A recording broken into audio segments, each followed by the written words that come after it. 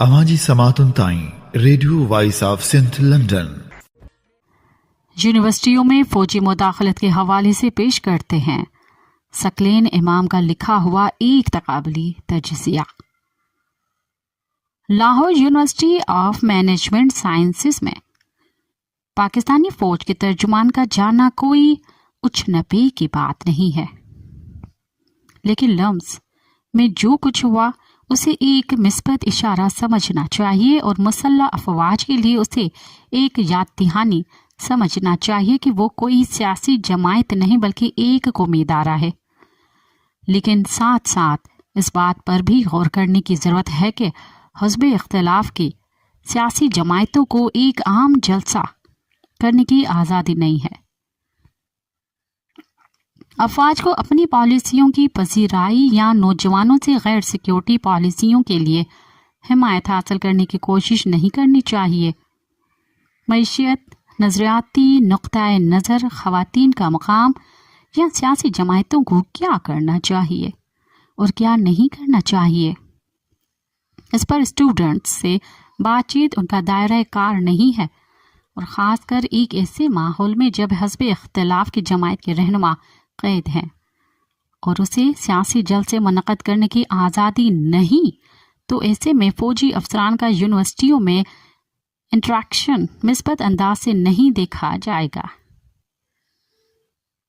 میں نے دنیا کے 3 اہم افواج کے افسران کے اپنے ممالک کے تعلیمی اداروں میں سرگرمیوں اور پاکستانی فوج کی ایسی سرگرمیوں سے موازنے کے لیے کچھ سرچ کی۔ اگرچہ دنیا کے مختلف ممالک میں فوج اور یونیورسٹیوں کے درمیان تعلقات اور روابط کا رجحان پایا جاتا ہے، لیکن اس کی نوعیت ہر ملک میں نمایاں طور پر مختلف ہوتی ہے۔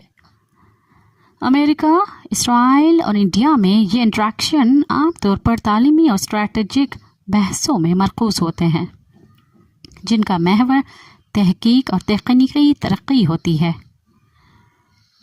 اس کے برعکس پاکستان میں فوج کی یونیورسٹیوں میں مداخلت زیادہ تر سیاسی مقاصد حاصل کرنے کے لیے نظر آتی ہے، جس میں عوامی رائے کو متاثر کرنے اور فوجی پالیسیوں کو جواز فراہم کرنے کے براہ راست کوششیں شامل ہیں۔ یہ فرق سویلین، فوجی تعلقات اور تعلیمی اداروں کی کردار میں وسیع فرق کو اجاگر کرتا ہے۔ دوسرے ملکوں میں یہ انٹریکشن آزاد ماحول کے ساتھ ہوتا ہے، لیکن پاکستان میں فوج پر تنقید آپ کو غدار بنا سکتی ہے۔ مختلف ممالک میں فوج اور یونیورسٹیوں کا تعلق۔ فوجی اداروں اور یونیورسٹیوں کے درمیان تعلقات دنیا کے مختلف ممالک میں نمایاں فرق رکھتے ہیں، جو ہر قوم کے مخصوص سیاسی، تعلیمی اور فوجی کلچر کی عکاسی کرتے ہیں۔ اگرچہ امریکہ، اسرائیل اور انڈیا میں فوجی افسران یونیورسٹیوں کے مذاکروں میں شریک ہوتے ہیں، تو ان کا کردار پاکستان کی فوج کی حکمت عملی سے نمایاں طور پر مختلف ہے۔ جمہوری ممالک میں فوجی حکام زیادہ تر تعلیمی اور اسٹریٹجک مباحثوں پر توجہ دیتے ہیں، بجائے اس کے کہ وہ عوامی حمایت حاصل کرنے کی کوشش کریں۔ امریکی یونیورسٹیوں میں فوج کا کردار۔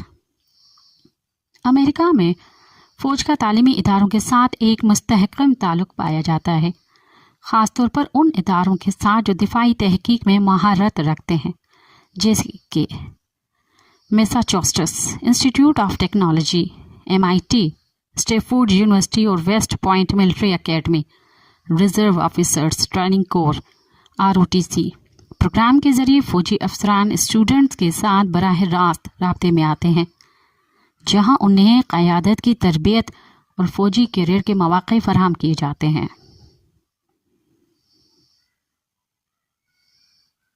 فوج کے اعلیٰ افسران کبھی کبھار تھنک ٹینکس میں شرکت کرتے ہیں یا یونیورسٹیوں میں گیسٹ لیکچررز دیتے ہیں، تاہم یہ سرگرمیاں بنیادی طور پر تعلیمی اور اسٹریٹجک نوعیت کی ہوتی ہیں، اور ان کی کا مقصد کسی مخصوص فوجی پالیسی کی حمایت حاصل کرنا نہیں ہوتا۔ اسرائیل میں فوج اور تعلیمی ادارے۔ اسرائیل میں فوجی ادارے اور تعلیمی مراکز کے درمیان قریبی تعلق موجود ہے، خاص طور پر سیکیورٹی، انٹیلیجنس اور ٹیکنالوجی کے شعبوں میں۔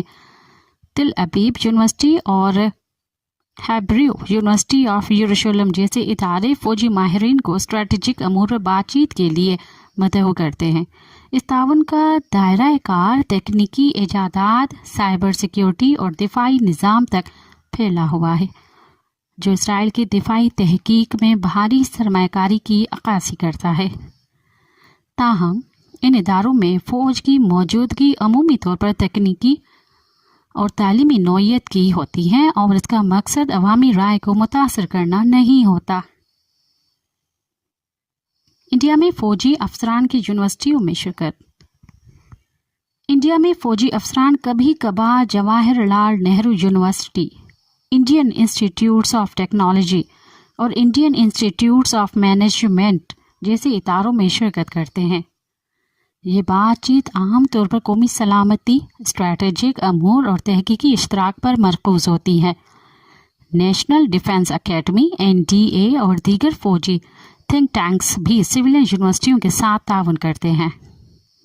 ताहम इंडियन यूनिवर्सिटियों में फ़ौजी अफसरान की मौजूदगी अमूमी तौर पर तालीमी नौइयत की होती है और वो अक्सर औक़ात मखसूस फ़ौजी पॉलिसियों या सियासी नज़रियात की तशहीर नहीं करते।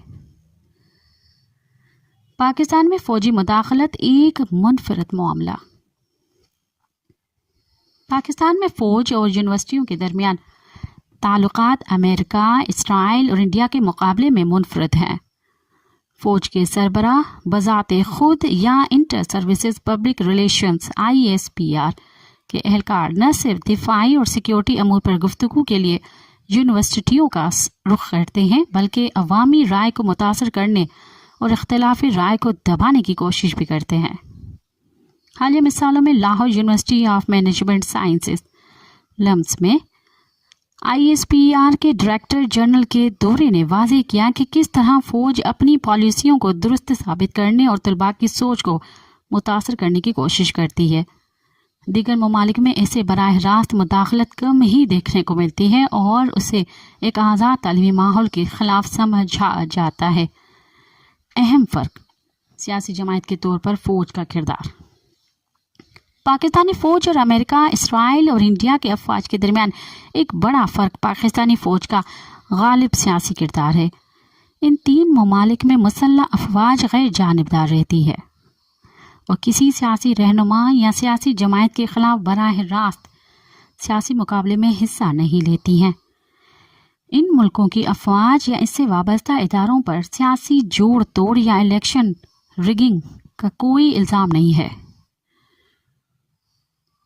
इसके बरअक्स पाकिस्तान की फ़ौज तवील अरसे से मुल्की सियासत में गहरे तौर पर मुलविस रही है और अक्सर मौक़े पर उसे एक दीगर सियासी जमायत या जमायतों के मुकाबले में एक सियासी जमायत के तौर पर देखा जाता है, न कि एक गैर जानिबदार सिक्योरिटी इदारे के तौर पर। उसके बरअक्स अमेरिका, इसराइल और इंडिया में सियासी मामलात सियासी जमायतों का दायरे कार हैं, जबकि मुसल्लह अफवाज पेशावराना गैर जानिबदारी बरकरार रखती हैं। यूनिवर्सिटियों में फ़ौजी इंटरेक्शन एक आलमी रुझान है, लेकिन इसकी नौइयत हर मुल्क में मुख्तलिफ है। अमेरिका, इसराइल और भारत में ये इंटरेक्शन तालीमी और तहकीकी नौइयत के होते हैं, जबकि पाकिस्तान में फ़ौज की मुदाखलत ज़्यादातर सियासी, नज़रियाती और अवामी राय साजी पर मरकूज़ नज़र आती है। इस फ़र्क से ये वाज़ेह होता है कि मुख्तलिफ ममालिक में सिविलियन फ़ौजी ताल्लुकात और तालीमी इदारों के किरदार में किस कदर फ़र्क पाया जाता है। जब मुआशरे की आज़ादियों और इख्तिलाफ़ी राय के हक़ को एजेंसियों से ख़तरा होगा तो वहाँ एक मिस्बत डायलॉग की फ़िज़ा पैदा नहीं होगी। अगर दोनों तरफ के अफराद को इजहार ख़याल की मुकम्मल आज़ादी हो तो उसे हकीकी मुकालमा कहा जा सकता है, वरना यह महज यकतरफ़ा वाज बनकर रह जाएगा। उसके अलावा ऐसा भी महसूस न हो कि DGISPR इंटरेक्शन करें और इंटेलिजेंस एजेंसियां इख्तिलाफ़ी राय करने वाले स्टूडेंट्स या आज़ादियों के हामी असतज़ा पर ज़िंदगी तंग कर दें। अवाजी समातुन ताई radio voice of Sindh London